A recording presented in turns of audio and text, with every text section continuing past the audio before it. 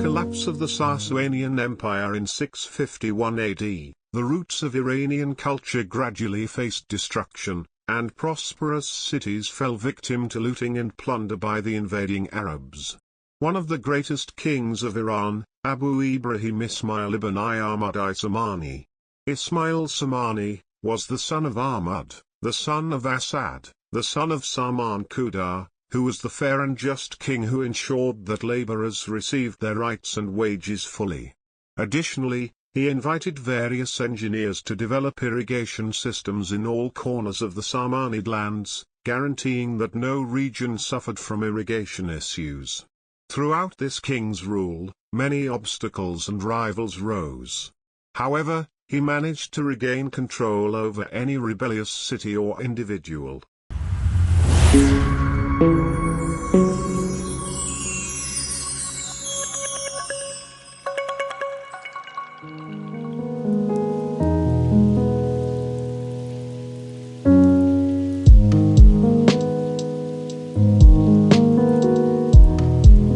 With the collapse of the Sasanian Empire in 651 AD, the roots of Iranian culture gradually faced destruction, and prosperous cities fell victim to looting and plunder by the invading Arabs.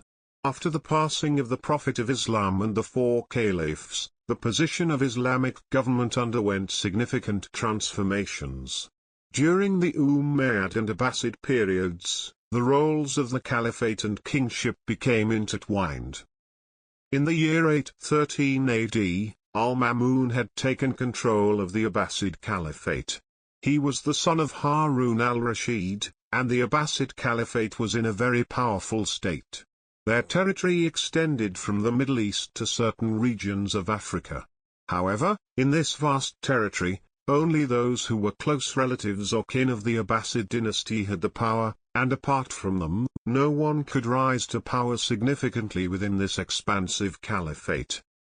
In Khorasan, there was a village near Balkh called Saman, and the village's leader was a man named Saman Khuda, meaning King Saman. According to many sources, Saman Khuda was one of the ancient Zoroastrian mobeds, priests, but he developed a strong interest in Asad ibn Abdallah al-Khazri. Asad ibn Abdallah was the ruler of Khorasan, and his relationship with Saman Khuda became so close that Saman Khuda converted from Zoroastrianism to Islam and named his eldest son Asad. In fact, Asad became the initiator of the rise of the Samanid dynasty, an Iranian origin dynasty. Among the dignitaries of the Abbasid Caliphate, Asad gained a great deal of respect and a special position. Asad had four sons named Noah, Ahmad, Yahya, and Elias. When Asad's sons were in their youth, Al-Mamun was the ruler of Khorasan. However, after some time, he had to leave Khorasan and go to Baghdad because Al-Mamun had taken control of the entire Abbasid Caliphate. Al-Mamun had entrusted the new ruler of Khorasan with the task of giving special posts and positions to Asad and his four sons. The governor of Khorasan accepted this, and Yahya was assigned to Shak, while Elias governed Herat. Additionally, one of the military commanders present in Khorasan was a man named Tahir-ul-Yamanain Pushang, who was of Sasanian descent and considered of Iranian origin. For this reason, he also favored the sons of Asad and invited them to various gatherings, traveling with them to the far reaches of Khorasan. As a result, the sons of Asad gained significant influence in distant parts of Khorasan, and other military commanders also respected and listened to them. Among the four sons of Asad, Noah held a special position. He was not only the most intelligent among them but also the eldest, and he had chosen Samarkand as his seat of power. When Noah passed away, the rule of Samarkand fell to his brother, Ahmad. After some time, all the sons of Asad passed away, and only Ahmad remained among them. Ahmad gradually brought each of these territories under his own banner. As a result, the Samanid dynasty was established, which initially encompassed a small part of Khorasan. However, it can be said that Ahmad was the initiator of the dynasty because his brothers did not hold separate cities, and the rule became unified under him. Alongside him, The sons of Tahir-ul Yaminain also established another domain in the same region of Khorasan. Ahmad had 7 sons, and among them, 2 held special positions. Their names were Nasser and Ismail. According to Ahmad's will, after his death, Nasser came to power and ruled the Samanid dynasty, which was formalized during his reign. It was during Nasser's rule that the Samanid dynasty established itself as a significant power. When Nasser came to power, turmoil erupted in Bukhara. This turmoil was caused by a man named Tahir ibn Hussein. Tahir ibn Hussein had crossed over from Khorasan with his forces and entered Bukhara. They would go to different cities and villages, plundering the people and causing a great number of casualties, essentially taking control of the city. As a result, the city was plunged into a state of chaos and unrest.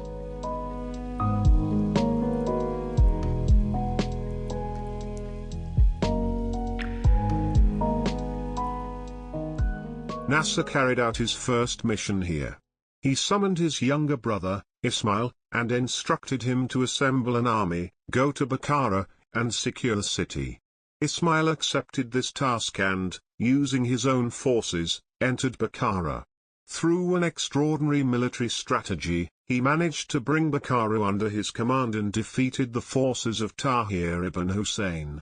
Tahir ibn Hussein and the remaining survivors fled in retreat. However, Ismail left Bukhara without his brother's permission and came back to Samarkand. This action angered Nasser. Initially, he did not confront his brother, but the 2 brothers did not speak to each other for a whole 13 months, and there was a rift between them. Their close associates intervened and worked to reconcile and establish friendship between the 2 brothers. This reconciliation eventually occurred, and following the style of the Sasanian kings, Nasser sent his brother back to Bukhara to rule the city and prevent it from falling into turmoil once again. When Ismail entered Bukhara, he saw that the city was in turmoil, with Tahir ibn Hussein and his forces entering and plundering the people. Ismail engaged with Hussein ibn Tahir and his troops once again, this time inflicting a more severe defeat on them and killing all the leaders of this turmoil. However, he became suspicious of the recurring turmoil in Bukhara whenever he and his forces left the city. Ismail realized that the city's nobles were conspiring against him, with many of them favoring Tahir ibn Hussein. Therefore, he devised a plan and invited these nobles to a gathering, where he said, "The relationship between my brother Nasser and me has experienced some changes, and we have had disagreements. Please reconcile us." In reality, Ismail had no issues with his brother, but he wanted to use this gathering to get rid of the city's nobles. When these nobles formed their own caravan to travel to Samarkand, Ismail sent a swift messenger to his brother Nasser and explained the situation. He expressed his suspicion that these nobles were conspiring against them. When they arrived in Samarkand, Nasser detained them and imprisoned them, allowing Ismail to consolidate his political power in Bukhara. Ismail was a very clever individual, and he understood that even the nobles who had left the city still had forces and supporters within Bukhara.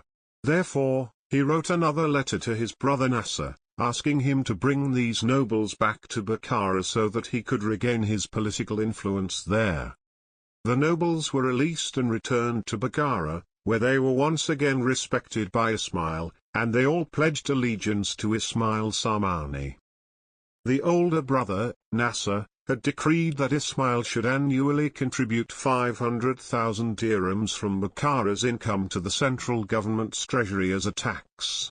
His aim was to prevent Ismail from amassing too much wealth and power, ensuring that only the ruler of Bukhara, Nasser himself, remained in control.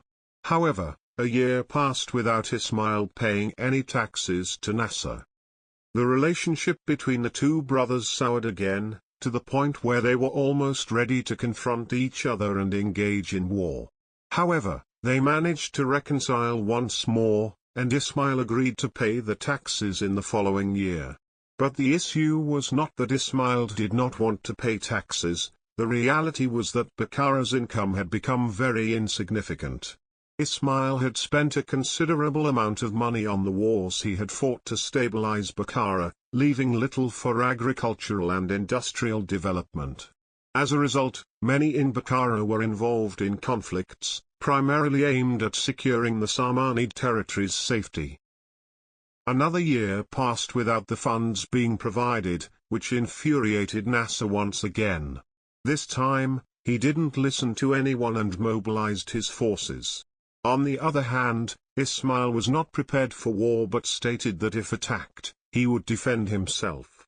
Ismail also readied his forces, and the two brothers faced off against each other. An interesting aspect of Ismail was his prowess in military strategies. He could defeat numerous opponents with fewer troops.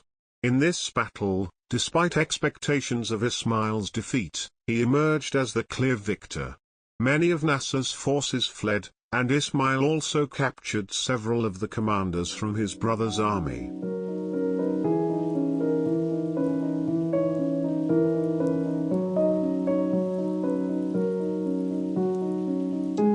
At this point, Ismail made a highly unusual move. He dismounted from his horse, approached his brother, and kissed his brother's hand.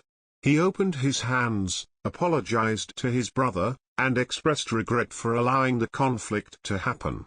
Ismail told his brother that he was sorry for giving in to the war and wished that the battle had never taken place. He assured his brother that he would serve as a loyal soldier under Nasser's command for the rest of his life.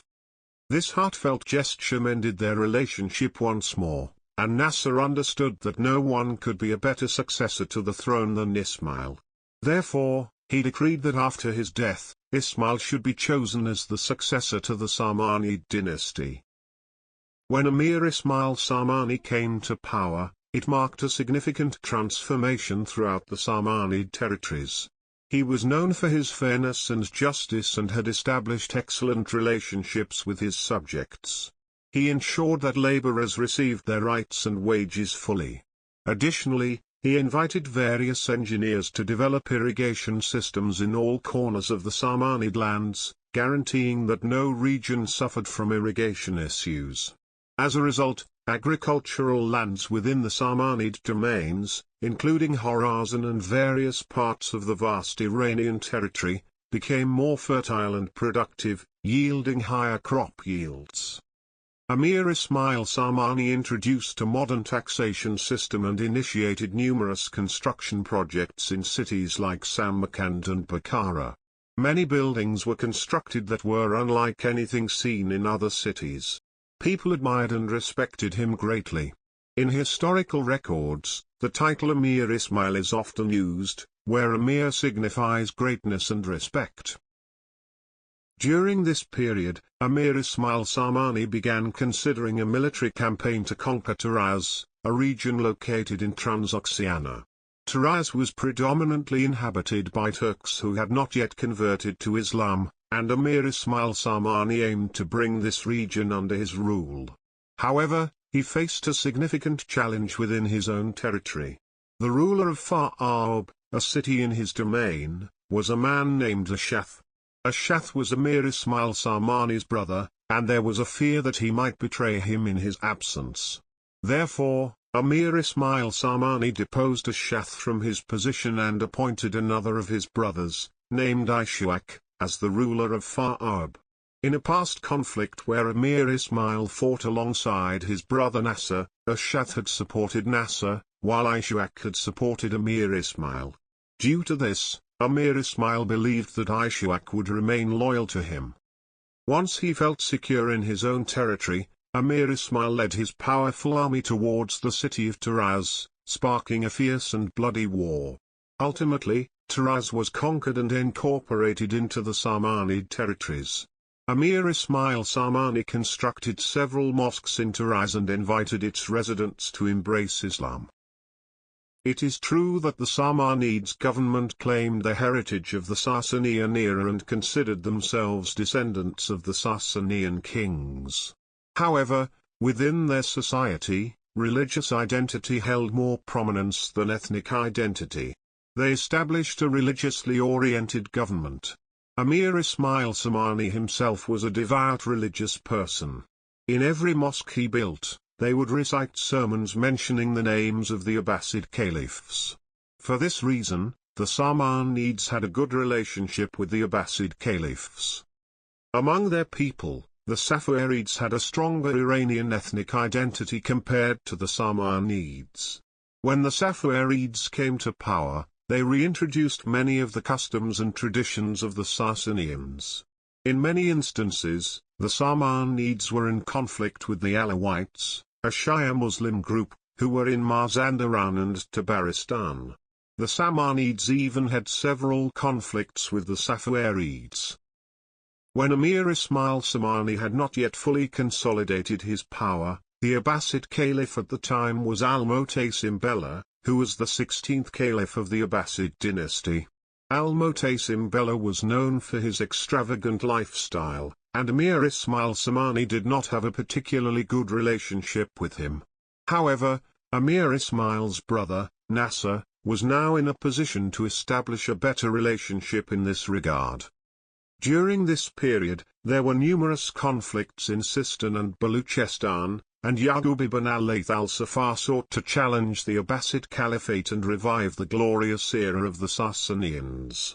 However, his uprising did not succeed. He was defeated, sought refuge in Gundasapur, and died there due to illness. Afterward, another uprising known as the Zanj Rebellion took place, led by the Zanj people, but it was also quelled by the Abbasid Caliphate. There was a period of relative calm until Amr ibn al-Layth, another member of the Safavids, rose up once again.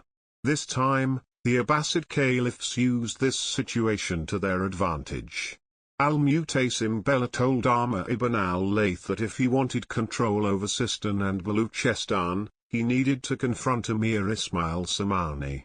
If he could defeat Amir Ismail, he would be granted authority over Khorasan, allowing him to expand his rule further.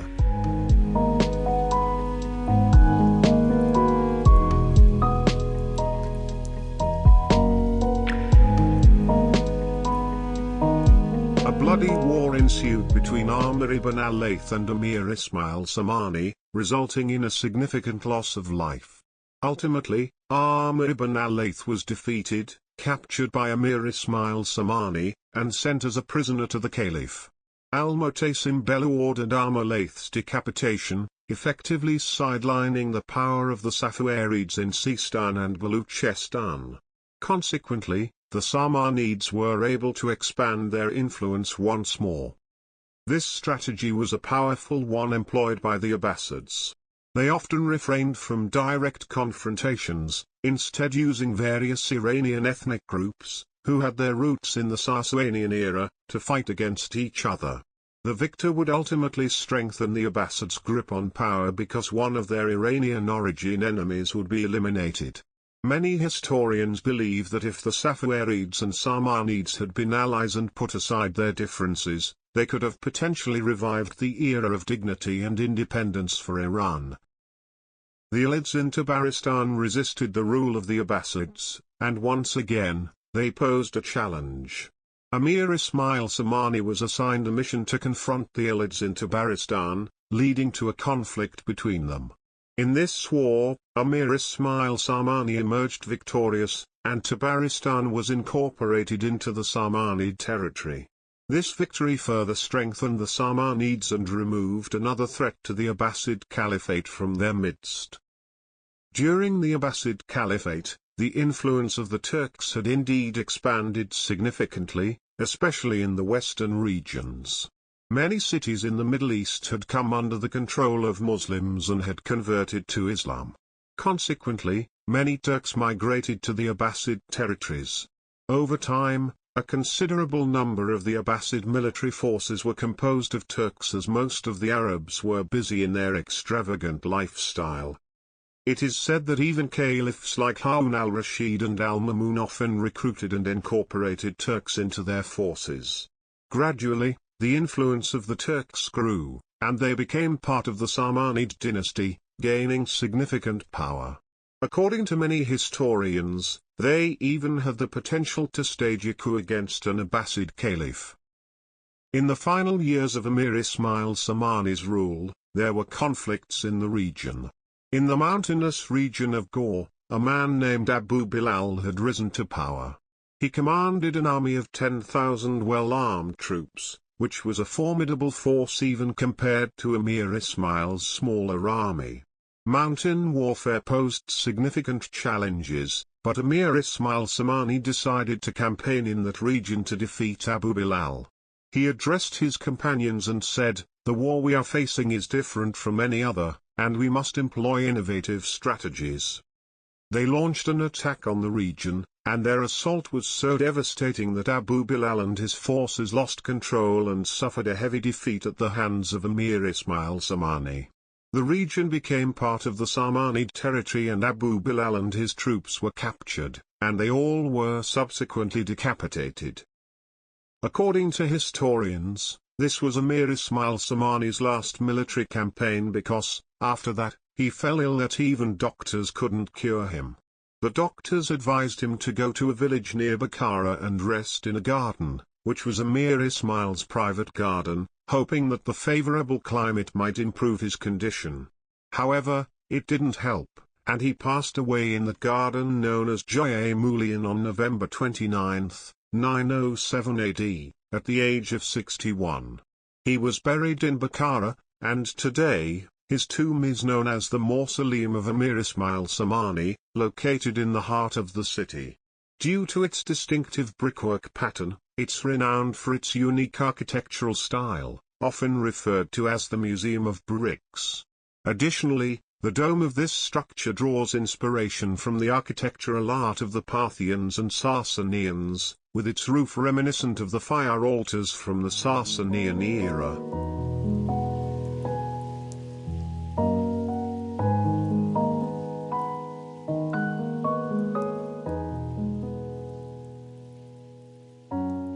If you enjoyed this video, do not forget to like it, and share it with your friends. Do not hesitate to provide your view regarding this video by putting your comments below. Your comments would help us to improve our work, and also, they help us to take your views into account for the future topics that we select. Furthermore, you can subscribe to our channel to become aware of our new videos.